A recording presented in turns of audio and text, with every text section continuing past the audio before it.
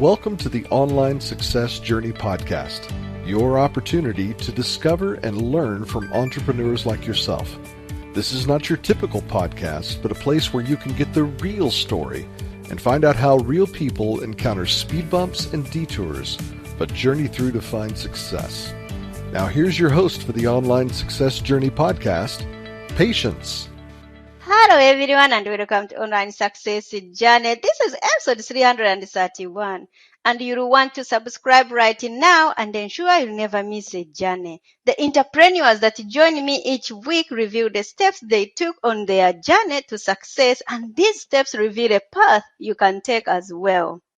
Today we have Martyn Cook, a serial entrepreneur who has co-founded a software company, built multiple seven-figure e-commerce brands, and co-founded a high-level digital entrepreneur mastermind that hosts luxury meetups around the world. His mission is to fortify 1 billion meals by 2025, helping to tackle the 2 billion person worldwide malnutrition problem. Hello, Martyn. Hi, Patience. Thanks for having me on your show.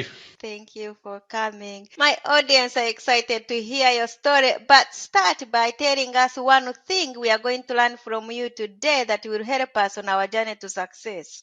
Wow, I think one of the things that I kind of live by as a bit of a philosophy is how you can get the maximum output for as efficient small input. So one thing I think which will be an overarching theme today is just efficiencies and just getting the most out of the 24 hours, which is all that everybody has, right? We're all limited to 24 hours a day. So let's make the most of it. Wow. Can't wait to hear more about that. But let's get started with the basics. Can you tell my audience a little bit about your background, about what you did before you started your own business? Yeah, absolutely. So I would definitely identify as a serial entrepreneur. I've started my own business several times over, sort of built, scaled, exited, and repeated kind of thing. But essentially I started really in the online space when I was about 14. I started sort of figuring out design on computers, pretty much to impress a girl whilst I was at school, and I failed miserably at that, but got pretty good at doing design. And from there, that sort of escalated to, okay, so I'm creating various designs, so like business cards and menus, posters, things like that. How can I sell it? And so started, into the online space with basic Google SEO and trying to find clients online who wanted to buy my designs, and that journey then sort of went into a world of how can I speak to more people to potentially sell to more people? And I went down the rabbit hole of Facebook, and in the very early days of Facebook, actually Facebook pages. And that was back when you had a Facebook page, every single person who was a fan of that page saw your message. It was a wonderful time. And I started buying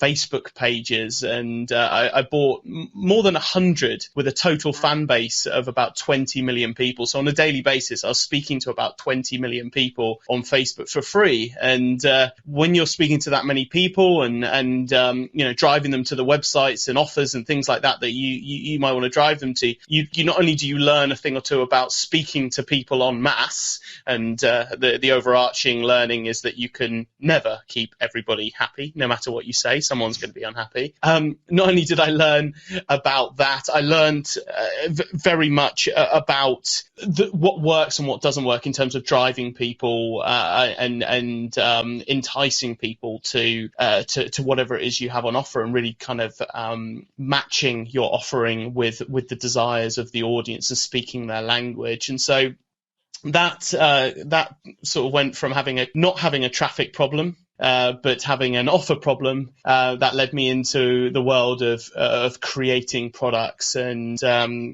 fast forward very quickly over about a 7-year span, through my businesses, we've sold multiple 7 figures worth of t-shirts with one business, and we sold multiple 7 figures of leggings with a business called ustatement.com, which we sold in 2018, but is still online. Briefly selling a lot of software as a service opportunities through our software business, and bringing us really up to present day with newbrew.com, which is my current project, which is what we introduced in the introduction.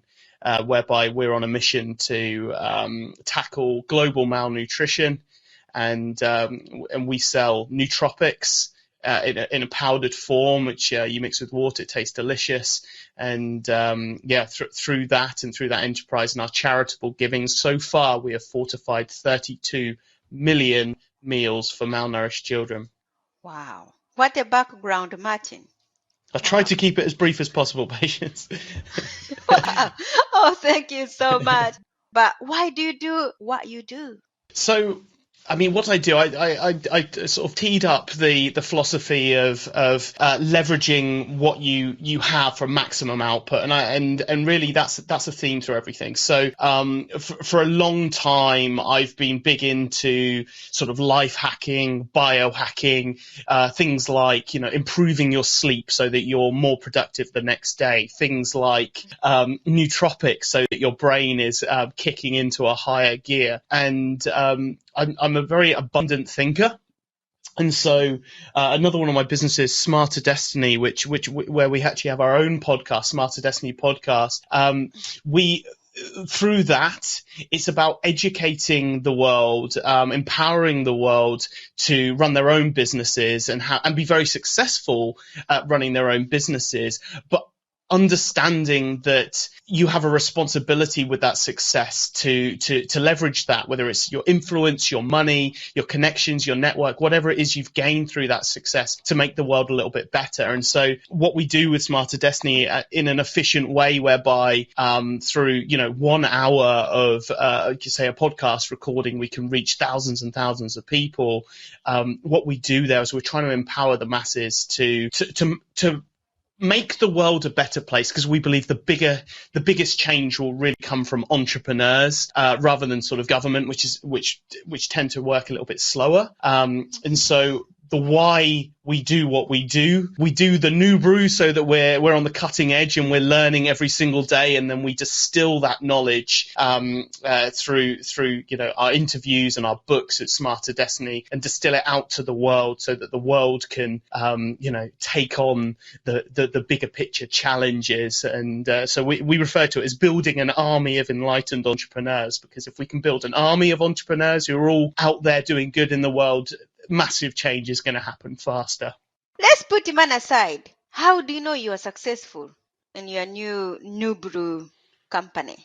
Wow. I don't know. I mean, to be honest, I think it doesn't really matter at what stage of business you are. You're always going to have challenging days, multiple challenging days. So I think it's about appreciating the wins and the successes and hitting your goals where you can, and then trying not to dwell too much on the negatives. So I think success is relative to who you're speaking to your own goals. I'm probably a perfectionist, I would say, and pretty driven, and so you don't really feel successful in the day to day. It's really only when you look back on your time and what you've achieved that you sort of go, okay, that was pretty cool. That was cool. That was good. So I enjoy it when people reach out. They reach out to me on LinkedIn, on the email, or via the show, and express thanks or ask questions or anything like that. And any opportunity to help is something that I would really link into success. But yeah, I think that's a tough question. And I think even if you asked Elon Musk, he would describe himself as just doing his thing, not necessarily successful. Thank you. As you mentioned that you're recruiting the army of entrepreneurs or make change in the world, but can anyone be an entrepreneur, or are some people more cut out for it than others? Absolutely. I think anybody can be an entrepreneur. I think entrepreneurs do tend to fall into certain categories, and by category I mean sort of personalities. And you can find out your personality type on a website such as like 16personalities.com, where you can do a free test and find out a little bit more about yourself. I highly recommend doing that and getting all your friends and family and employees and everyone to do it, because you learn a lot. We have a mastermind of entrepreneurs, and the entrepreneurs in that mastermind do all share one of about 4 different personality types out of the total 16. So I do think there is a bit of a theme in terms of personality type. I think really the difference between entrepreneurs and non-entrepreneurs is that entrepreneurs, when life kicks them fully in the face, as it does regularly as an entrepreneur, entrepreneurs get up and keep going, and whereas non-entrepreneurs give up. And I think that's really the difference for me, is if you just see every problem as an opportunity to find a solution, you're probably an entrepreneur. And power to you, because it's a hard, tough world. The highs are very, very high for sure, but the lows are very, very low. And if you understand the game that you're playing, and you realize that game has the potential to be way more exciting than, for example, the 9-to-5 game, where the highs aren't particularly high and the lows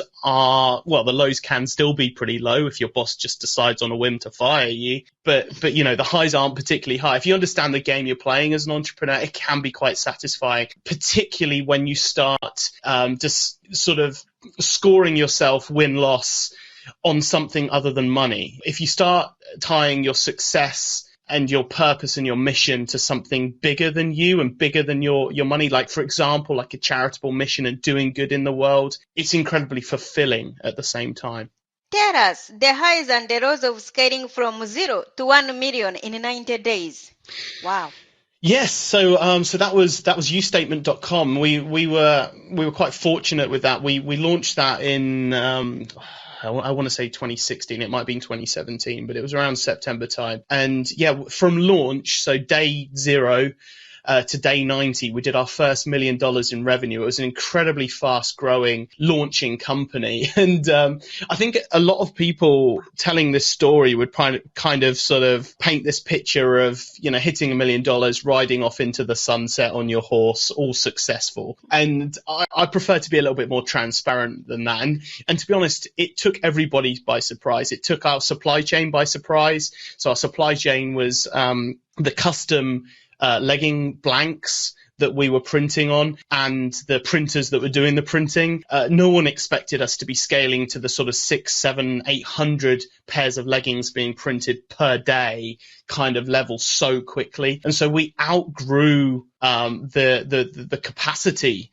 of our suppliers very quickly. Our suppliers didn't have enough stock on hand. And so actually the story, whilst it was incredibly exciting, the part of the story that others might miss out included having, I think we must have refunded something like $250,000 worth of sales, but to customers that we just couldn't get their products to them. A lot of customers were buying them as gifts in time for Christmas, for family members and so on. So there was a really clear deadline of when we needed to get it to them. And we also surprised our shipping partners to the point where they weren't able to keep up with the capacity of the output of what we were shipping as well. So those are some of the lows. The highs, it is fun. You learn a lot when you're spending that much on ads. You're buying a lot of data. You learn a lot when you're speaking to that many people, your customers. You learn a lot about their desires and their demands. When you hit those kind of levels, you have stories to tell,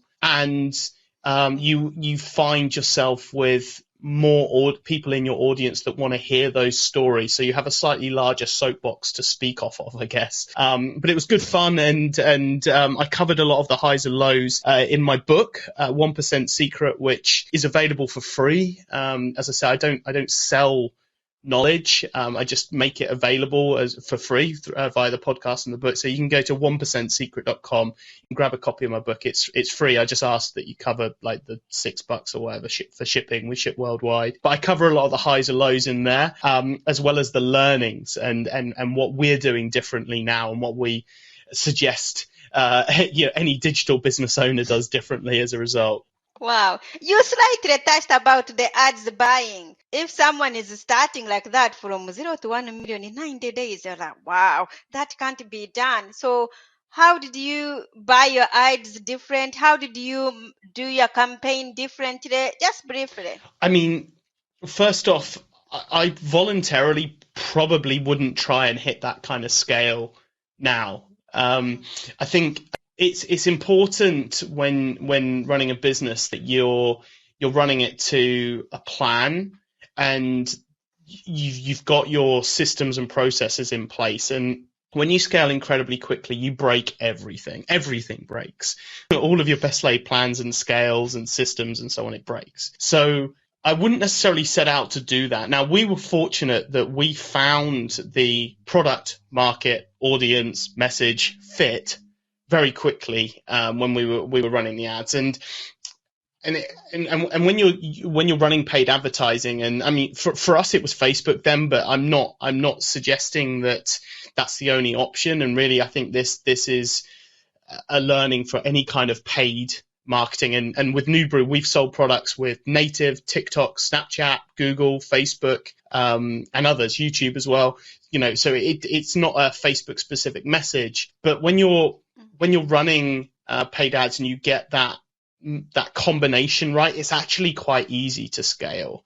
The various algorithms of the advertising networks recognize that what you're putting out in front of your target audience is fitting, it's working, it's gelling, it's in alignment with what they want to see. And scaling can be quite simple. It just increasing budgets, really, right? Like duplicating ads and so on. It becomes tough when you haven't quite got that message and that combination right, and you try and force things. And so in the early days, I think it's about testing. I think it's about trying to prove any kind of theories and hypothesis about who you think wants your products.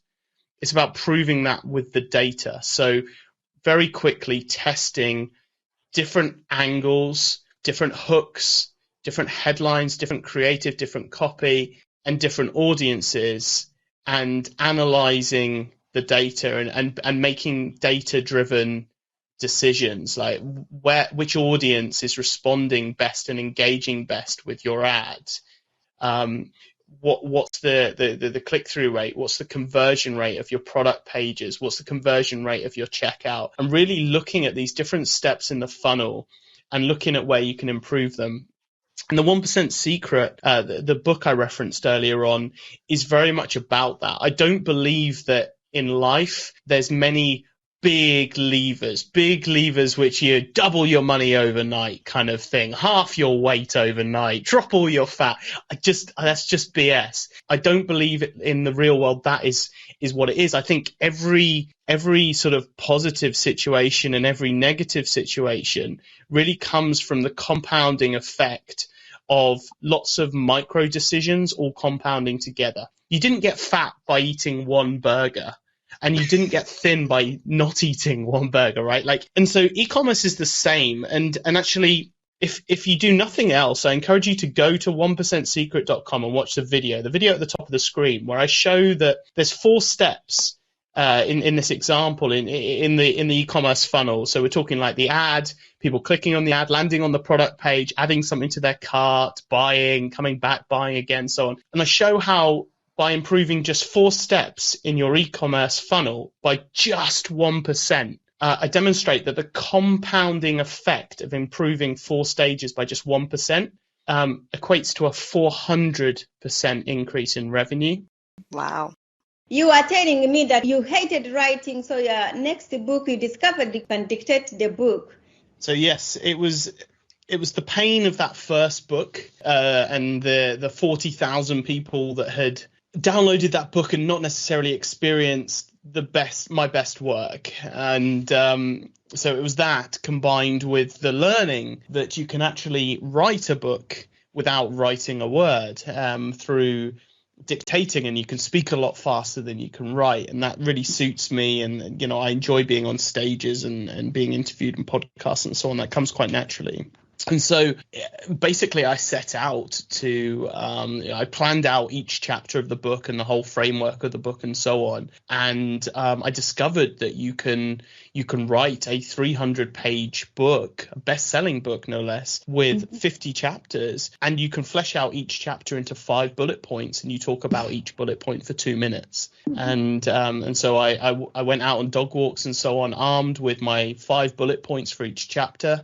And dictated the whole thing. I used a service called rev.com to transcribe that and then worked with my head of marketing at the time, who wrote it up for me. And that was a win-win, because she was learning then, because she was writing up the book, and so she was learning from the experience I was sharing in the book anyway. And that's how I produced the second book, and I'm very pleased with it. There's been a lot of praise in the e-commerce space from it.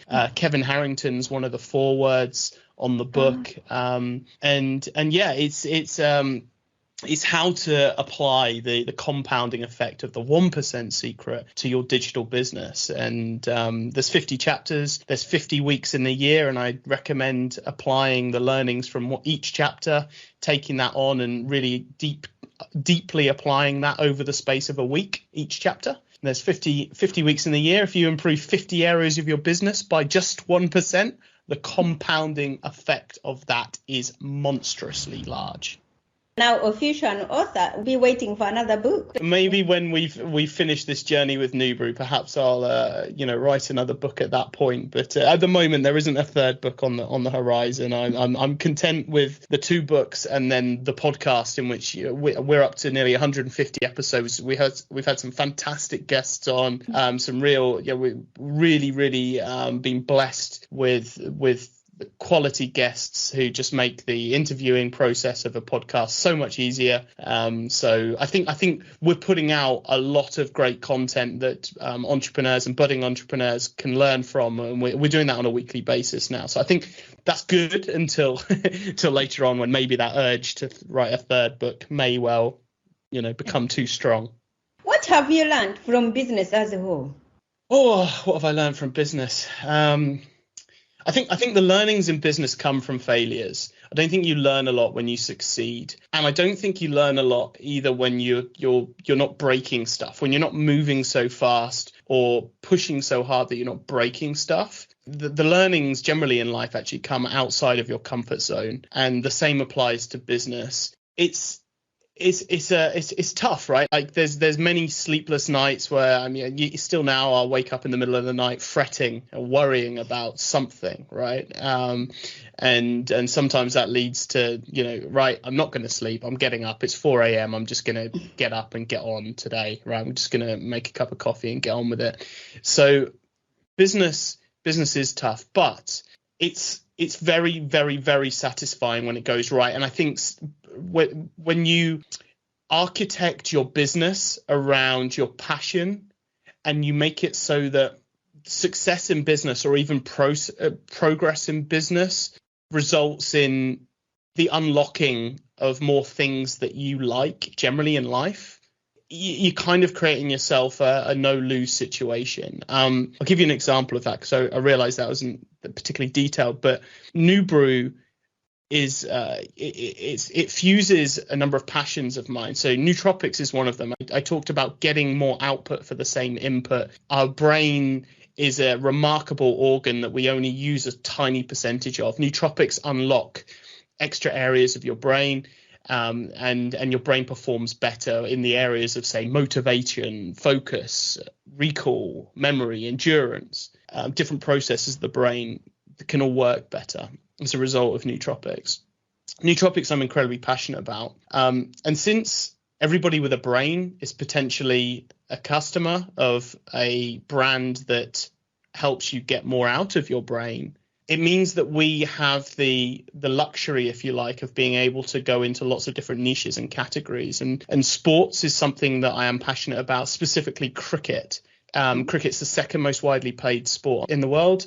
And that's an example whereby with New Brew, we were able to sell and speak to cricketing athletes, heroes like Darren Gough, for example. He's a hero of English cricket, and he's uses and praises New Brew. Current athletes like George Munsey, who plays for Scotland, uses and praises New Brew, and so it's really, really wonderful that a thing that we've created opens up opportunities in other spaces that we're passionate about, and that's where we've sort of really stacked the deck in our favor, because even if something to do with the selling side maybe of New Brew isn't going as well, we're still inspiring the world with nootropics, helping the world with nootropics, speaking with athletes of a sport that I'm passionate about, helping millions of people through our charitable donations, which can never be taken away, right? Like, even if New Brew ended tomorrow, I can still sleep soundly knowing that we've fortified more than 30 million meals. And so I think you've just got to try and architect your business in a way that it serves you in multiple ways, more than just money.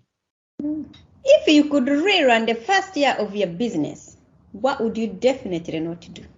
Well, I mean, we launched in January 2020, which was 2 months before the lockdown started happening. So I think it would have been easier if, for example, one of our manufacturers, a very specialist manufacturer, we're an eco-friendly company. There's no plastic in our packaging. And so that means that we have to work with specialist suppliers. And we put the powder that we sell into sachets, single serve sachets made out of just paper and foil. And that's a very specialist thing to print on those rather than printing on plastic. And so we work with a specialist manufacturer in Europe, and that manufacturer got taken over by the government of that country to print coronavirus awareness leaflet currency, like more money, right? They were money for the government. And so probably one thing we would change is maybe not launching in a pandemic. But on the flip side, one of our products is an immunity product, and that did really well. We got inquiries from large hospitals, one in particular from Germany, who had seen what's in it and saw how powerful it is, seen the scientific papers and studies that we reference across our website as to why we've created the formula as how we did, and wanted to acquire a large portion. What is one thing that has contributed to your success? Consistency. I think ask me that question on a different day, you'll probably have got a different answer. But I think consistency generally is where the winning or the losing happens. Take any gold medalist. They say a gold medal winning gymnast. They haven't woken up and done a little bit of gymnastics and then, eaten a bacon sandwich and then gone off, done something else, maybe played some football, whatever. No, they consistently trained gymnastics. That's that one focus: consistency.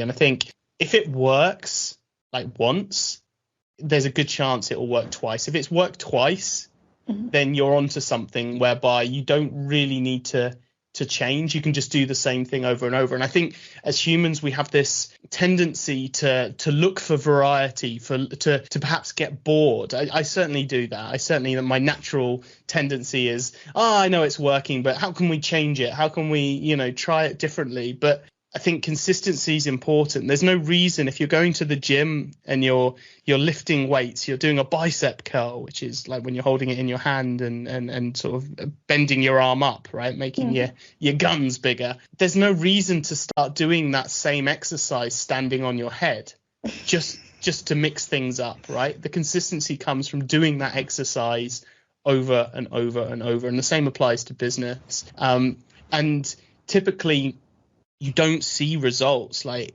if you look at the compounding effect again, like if you do 10 bicep curls a day for 3 days, you're not really going to notice results. 10 days, you're probably not going to notice results. But the results begin to compound on each other. You're not going to notice a 0.1% increase, but 0.1 times 0.1 times 0.1 times 0.1, and so on. It just begins to, plus 0.1 in each case, it begins to add up. And then you get this linear, I think linear is the right term, but if it's on a graph, it's no longer a straight line. It curves upwards, and then you start seeing massive results from that consistency. So this would probably work better if I had a whiteboard and could demonstrate visually, but really consistency. If it works, keep doing it. Wow. What grounds you? I think what grounds me is my morning routine, family, trying to switch off, trying to reflect. Those are the things that ground me. I do believe in the power of a good morning routine for grounding. I think we wake up we've made ourselves the night before very, very vulnerable by getting relaxed and comfy and snuggly and and warm in bed, and typically we wake up that way. And so I think when you wake up that way, you're very vulnerable to the world. You're very vulnerable to what might come in on your phone if you're foolish enough to check that first thing in the morning, as is incredibly tempting. And I definitely do that more than I should, but definitely not more than a couple of days a week. But I refer to, therefore, the morning routine as putting on your body armor. Putting on your body armor so that you can take what the world is going to throw at you today. Because trust me, you could, no matter what your business is, you could have sold 1,000 units of whatever in your sleep, and you could have 1,000 raving customers saying how good your product is. But if one customer says, "Oh, it was crap, it came broken," or something, that will be what you read, and that will be what derails your day. So the morning routine, typically for me, a good day of morning routine will involve a bulletproof coffee. It will involve journaling. It'll involve meditation. It may involve some listening to certain binaural beats, which is a form of music which changes the brain waves, like the pattern that your brain is or the frequency your brain is currently performing in. And it will include some sort of gratitude, and I do that before bed as well on a good evening. Whereby you just think about incredibly small things, like the way someone smiled at you today and how that made you feel. Someone held the door open to you, or in my case, my toddler doing something that was incredibly sweet or kind. Being grateful for where you are, or the journey you've come on, or anything really. It's just something that makes you happy, and it moves your brain into a different place. It moves it into the current. And away from the past or the future, because we might worry about the future, and we might regret things that have happened in the past. But if you're thinking about the current, you can't, live in fear. You can't live with regret if you're in the present. And so I see grounding and mindfulness being very, very similar words. And I think the gratitude part of that morning routine, that morning body armor exercise, is probably the most powerful for the grounding part. Tell us the power of Mastermind, how to get involved and why. Wow, Mastermind's game changer. So we are the average of the people we hang out with. So and I mean, studies have been done on this, right? If you hang out in a group of 5 people, you being the 5th, and the other 4 people are heavier than you, they weigh more than you, they are overweight. Studies have shown that there's a good chance that you will put on weight just by, living and breathing time and spending time with these people. And the reverse is true.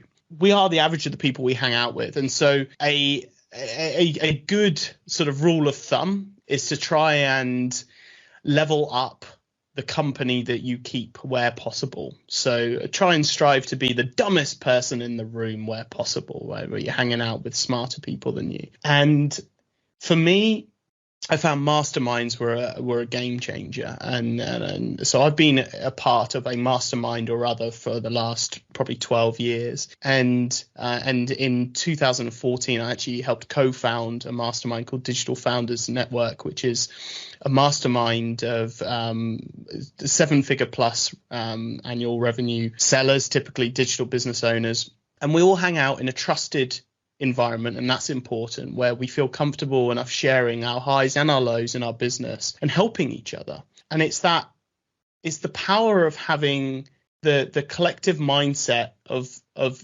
many very smart problem solvers, all taking on problems like it's their own, all taking on challenges like it's their own, and sharing and collaborating, that really produces magic and helps you feel not only empowered by the collective problem solving strength, but less lonely.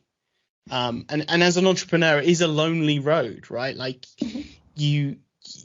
your friends from school typically won't relate to what you're doing. They won't understand if you say, "Oh man, we only did $20,000 revenue today." They'll be like, "What? You're so rich." But they don't understand that maybe, to hit your goals and to hit your investors' expectations or whatever, you needed to have done 30,000 revenue. So it is a lonely path unless you surround yourself with like-minded people. And so masterminds have multiple benefits, and I highly recommend that people join one. Obviously, it's different masterminds have different criteria for applications and so on. As I said, Digital Founders Network, it's a multiple 7-figure revenue kind of baseline, and if you're doing over that and the idea of masterminds appeals to you, feel free to contact me, and you can do so. Send me an email at martyn@smarterdestiny.com. But before that, you can start your own mastermind by gathering together a group of like-minded people, right, from your industry, from your area, and just start with hosting a coffee morning, hosting a dinner, getting people in the room and speaking business, chatting about business. I do believe it's night and day different when when everybody in that group is doing the same thing and they're from the same industry, as opposed to a sort of general business group. But even general business groups, you'll have shared challenges that you can help each other out. More minds is better than one. And as I said, you're the average of the people you hang around with. So be very disciplined when choosing those people that you're going to become an average of.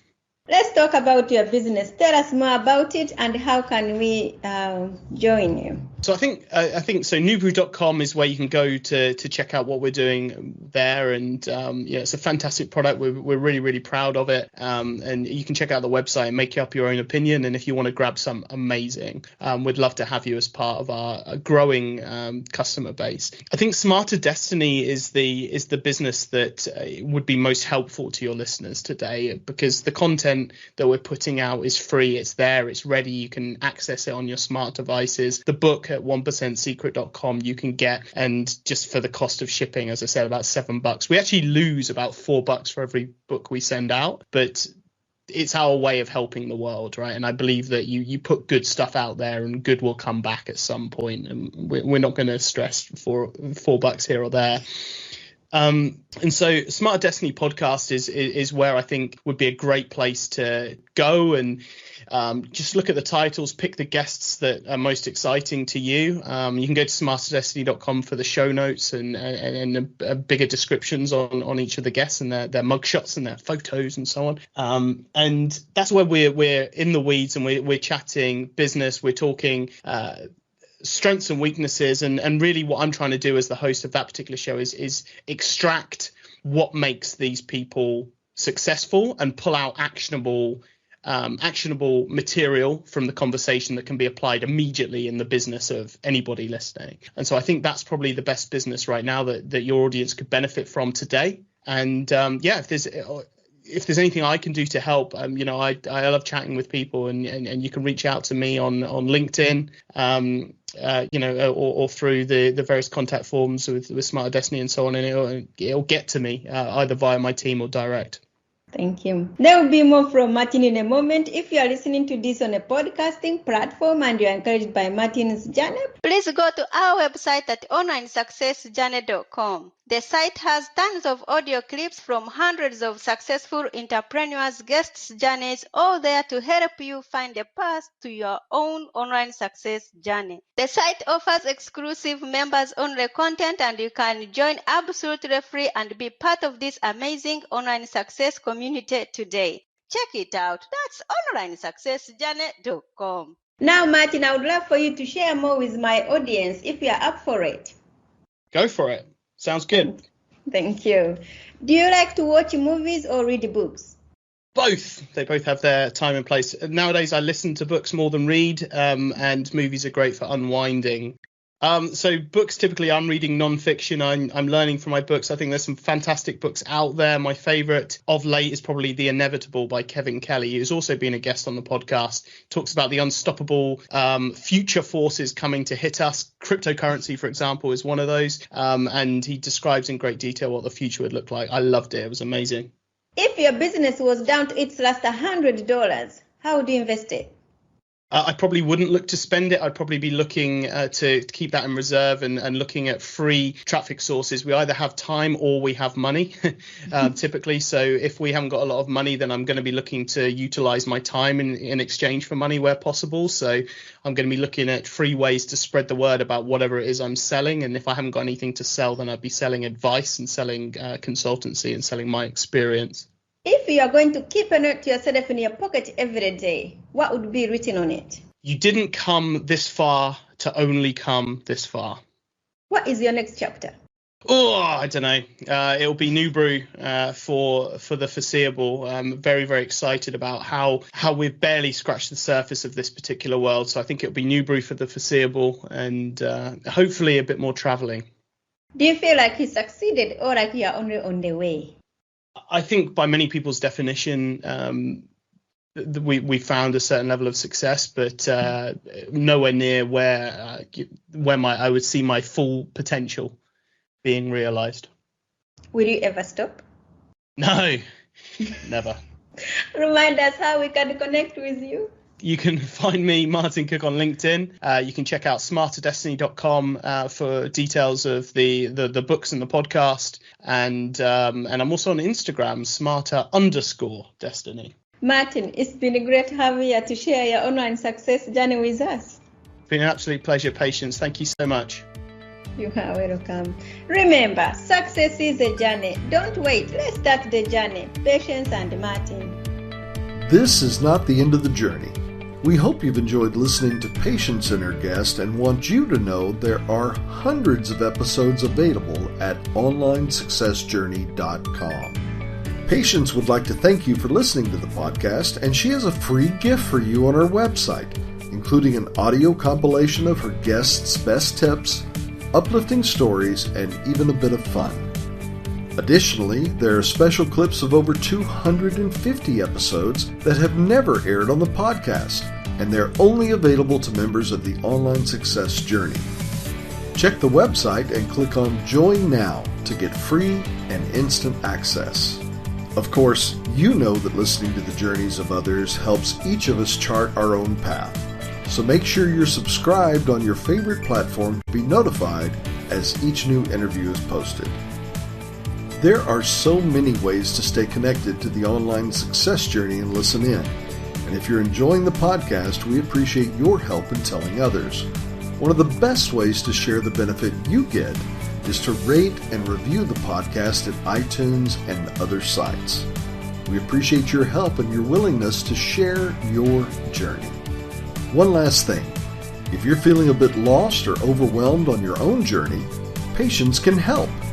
Check out her course on clarity while you're at the website. Finding clarity is a great way to get back on the right path. On behalf of Patience, and until next time, thanks once more for listening. It is our hope that this podcast will guide you on your own online success journey.